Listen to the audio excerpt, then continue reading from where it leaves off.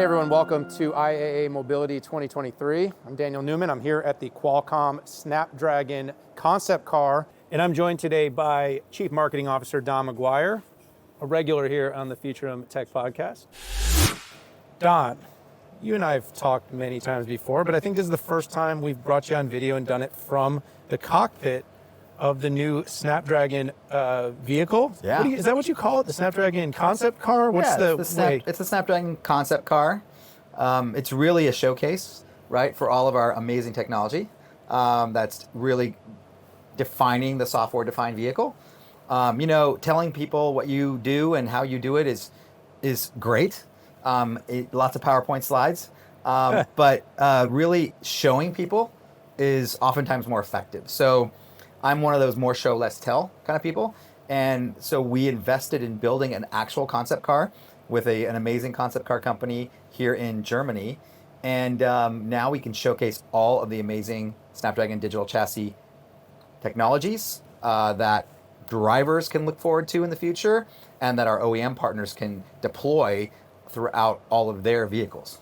Yeah, it's really exciting. As someone that's personally a car guy, you could call me, and being a technology person as well, it is kind of fun to see how these kind of the convergence of all the tech here at IAA Mobility. I mean, right. Everything from semiconductor manufacturers, software companies, automotives, but we've seen this kind of forcing function that has brought together really companies that would never be considered car companies. Right. Over the last few years, you're seeing companies like Amazon and Apple, Qualcomm, being really big in automotive.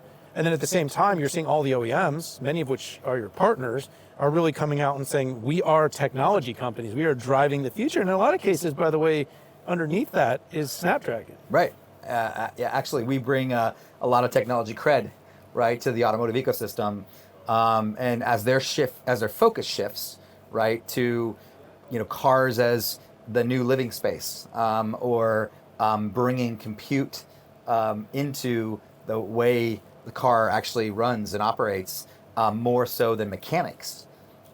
Really, the Snapdragon digital chassis and all of our platforms are most of the time across pretty much virtually every car manufacturer around the world is what's powering it. So it's pretty amazing. Yeah, it is pretty exciting. And as I just kind of look around the show floor here, I see Mercedes. By the way, killer concept car. Did you see their concept car? Now, you guys have a pretty substantial relationship with Mercedes that's grown. I think you're providing them technology. You're sponsoring their F1 team. We are. So that's a good place to start. Kind of, what does the partnership, ecosystem look like between Qualcomm and these big automotive OEMs? What's sort of driving the partnership, and what does a strong partnership look like? Well, there's things that we're doing as we move further and further into automotive, like our Formula One partnership. Right, and what we believe is our F1 partnership with Mercedes, Petronas, AMG is really about, as we start bringing cars to life through Snapdragon platforms, and more of them hit the road across multiple brands, that our relevancy in F1 being sort of the proving ground for a lot of new auto tech, because if you've been in an F1 car, if you've seen F1 teams, or if you've watched F1, whether it's on Drive to Survive or actually at a race, you see that oftentimes F1 is where new auto technology starts, and then it manifests itself into passenger vehicles and things like that. So our relationship with the Mercedes team and our participation in F1 is really important to not only now in the story we're telling around automotive, but as we continue to evolve in the future and deliver more and more state-of-the-art tech.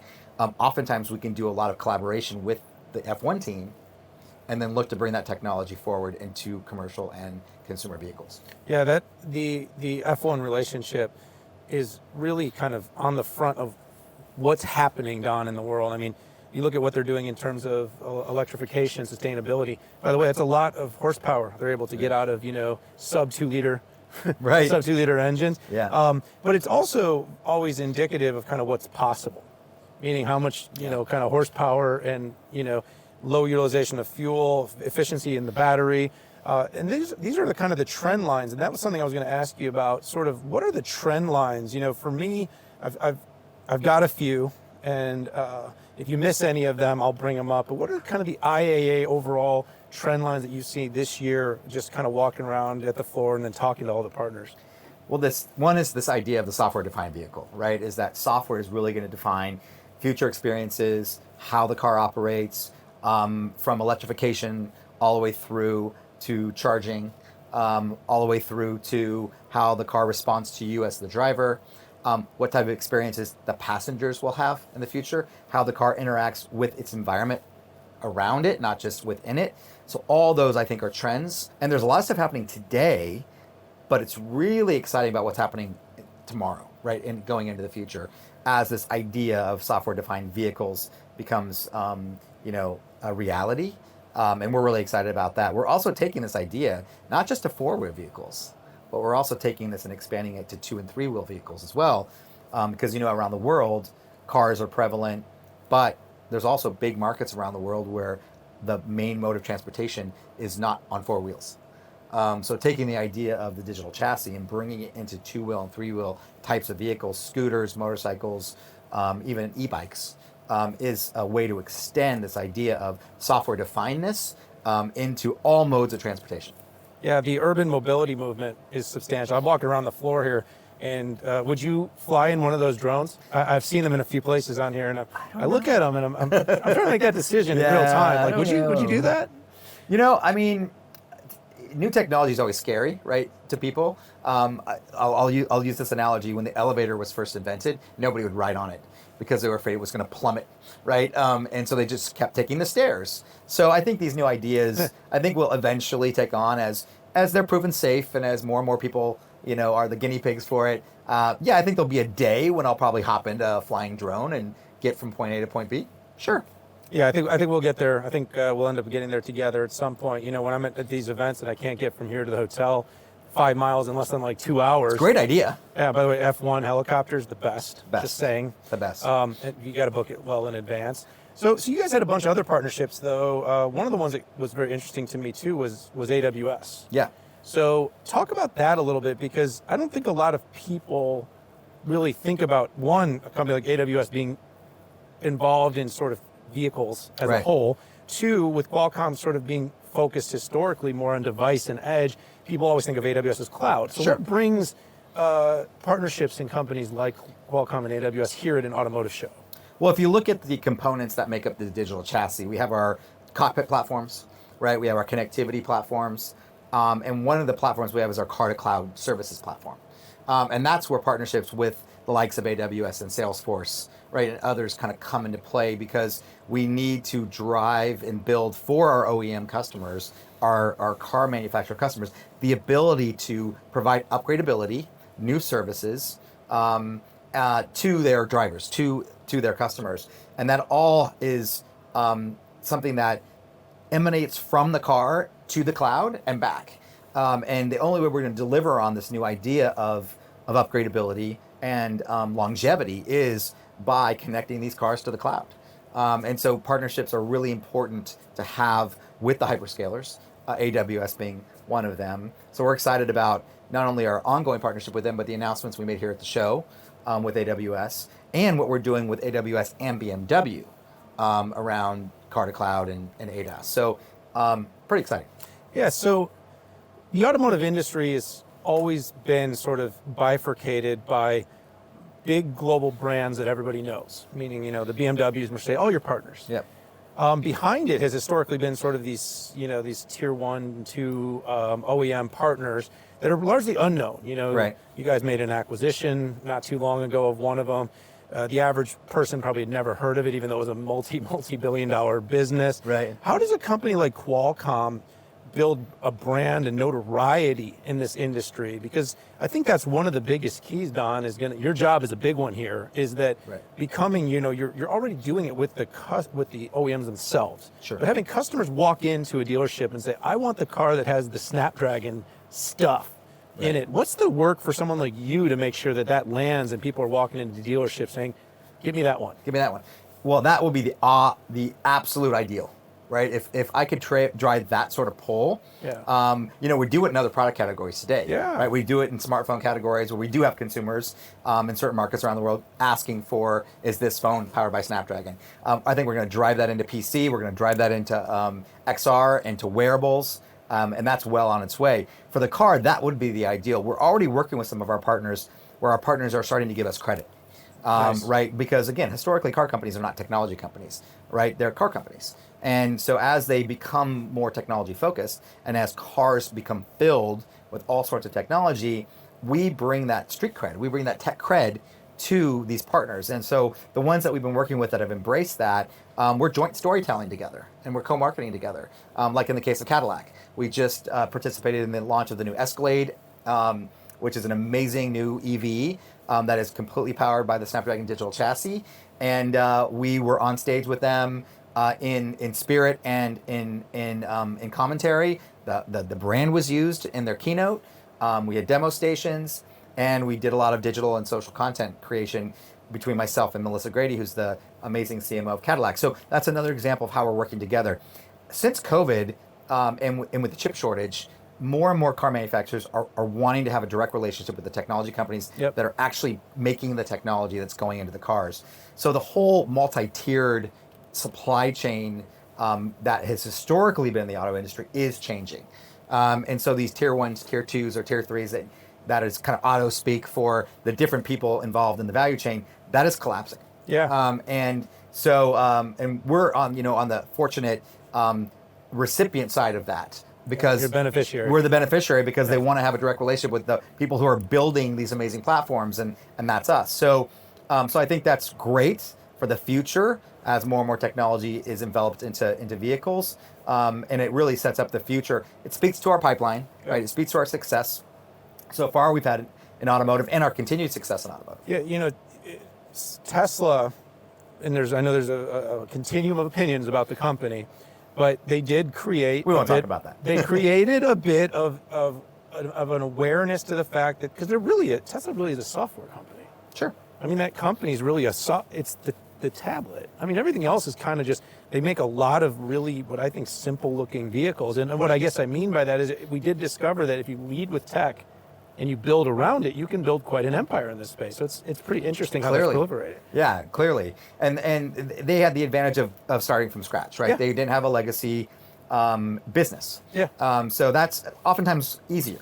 Yes. Right, because you can you don't have to reimagine anything, you just imagine something.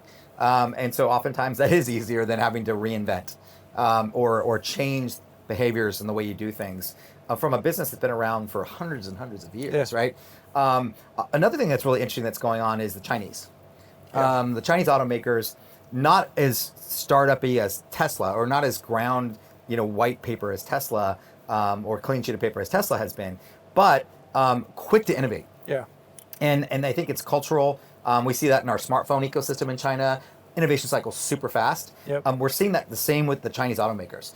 Innovation cycle super fast, delivering experiences at a kind of fervent pace, and coming up with really amazing ideas to deliver new experiences for drivers in these vehicles. And you see the explosion of different brands. You see Chinese making acquisitions like Geely of brands like Volvo, and you see the growth of these Chinese brands into other markets. I was in Milan over the weekend for F1, and I saw a massive BYD showroom right next to the Duomo in Milan, and you would not have seen that 5 years ago or even 2 years ago. Yeah. So the Chinese are coming, and it's pretty amazing what they're doing with regards to the software-defined vehicle. All right, so we are here at IAA, but I want to borrow you to talk about something else that's coming up in the future. Sure. I'll be at the Snapdragon Summit. We're going to go to Hawaii. We're going to bring some economic stimulus. We are. A very unfortunate set of circumstances there, and I guess it timed out well that we could, bring such an event, or that Qualcomm can bring such an event, and I can bring myself. But but it is a big moment. I mean, I listened to your earnings call this quarter. Cristiano had to have mentioned maybe 2, possibly 3 different times on that call that this is going to be a big moment for the company's AI reveal. Can you tease it all, kind of how the company's going to have a breakthrough and anything that may happen at Summit, or, just a tease of what's going to happen at the event? Sure. Well, Snapdragon Summit has become literally all things Snapdragon, right? Yes. And so we will be making several platform announcements across different product categories, next generation types of platform announcements with some amazing improvements and evolution of our platforms. So that's one exciting thing. And then there'll be a thread that you'll see across the entire 3 days, and that is around AI, and not just Gen AI.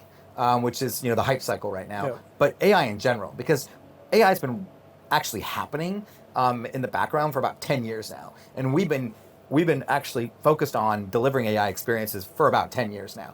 So bringing that to the forefront, adding the Gen AI component to it, or sort of kind of icing around it, is something that you should look forward to seeing in a big way at Snapdragon Summit, as we continue to tell our AI story and where we fit into the AI ecosystem, because we're an important player. If you look at AI as a continuum from the cloud all the way up here, all the way through to the device, we're going to be playing in a very substantial portion of that AI ecosystem, and we'll be talking about that. And we have partner after partner after partner. I'm not going to reveal who they are and spoil the surprise, come but on. big, amazing names and CEOs of many different companies that are participating this year. And all for which are our partners. So we're excited about that as well. And we're really looking at all 3 days being distinctive. In the past, when we've had Summit, day one's been sort of the big reveal, and then day two's been sort of the deep dives, and then day three's been reserved for things like benchmarking and some other things. We have actually 3 distinctive agendas this year, so every day is as important as the other day. And so we're really excited about the format change up as well. And I'll again save some of the surprise for the actual event. But looking forward to actually putting our best foot forward for Snapdragon, the brand, the products at Summit in Hawaii. And you mentioned Maui, which is where we hold our event. We're super kind of cognizant about the people of Maui, what they've been through, about Lahaina. Lahaina is the cultural center of Hawaii. It was the capital.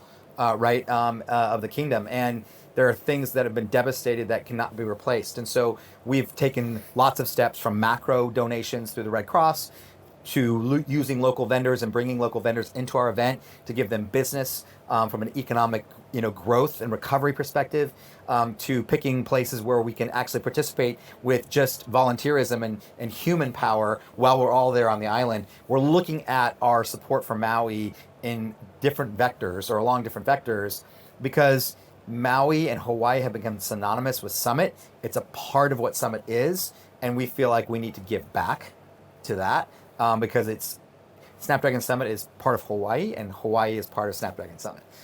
So we're really looking forward to bringing business, which we know they need, but doing it in a very conscientious way and lending our support to the island of Maui, and helping it recover.